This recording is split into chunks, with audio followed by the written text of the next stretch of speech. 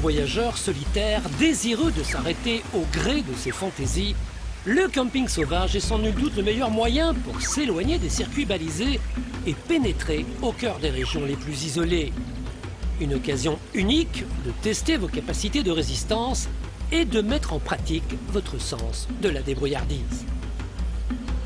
Dans les régions au climat chaud et humide, vous veillerez particulièrement à vous couvrir de la tête aux pieds.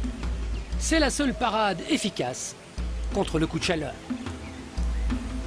Bien que cela soit tentant, vous éviterez de vous baigner dans les lacs et rivières à faible débit.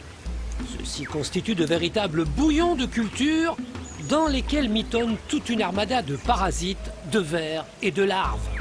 Sans compter les milliards d'amibes qui peuvent vous pénétrer par tous les orifices pour ensuite squatter vos intestins et coloniser vos parties les plus intimes. Pour combattre la chaleur et l'humidité qui vous liquéfient en permanence, vous pourrez vous inspirer des us et coutumes des gens de la forêt. Pour augmenter leur capacité de résistance, ils mitonnent de véritables soupes à base d'épices et de piments, le tout étant censé revigorer les organismes les plus affaiblis. Parmi les épices aux propriétés médicinales multiples, le gingembre occupe une place de choix. Aspirine naturelle, il soulage la plupart des maux et son absorption régulière devrait vous donner une pêche d'enfer. Bourré de vitamines et de minéraux, ses propriétés antiseptiques sont également connues depuis la nuit des temps.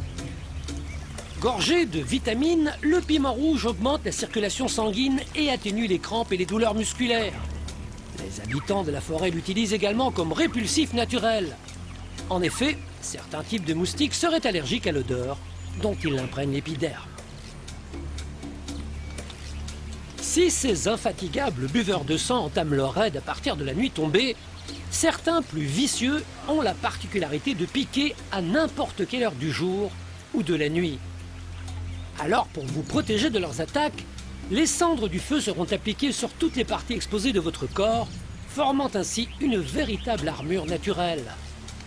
La poudre ultra fine empêchera la plupart des moustiques de vous pomper le sang et son pouvoir absorbant limitera fortement votre transpiration. Si vous ne possédez ni insecticide ni moustiquaire, la prudence vous recommandera de vous coucher tout habillé, toutes les issues fermées.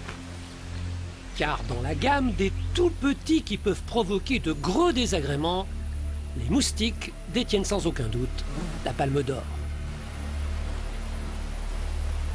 Dès qu'un de ces mini-vampires vous a piqué, il ne faut pas 30 minutes pour que la peau vous démange.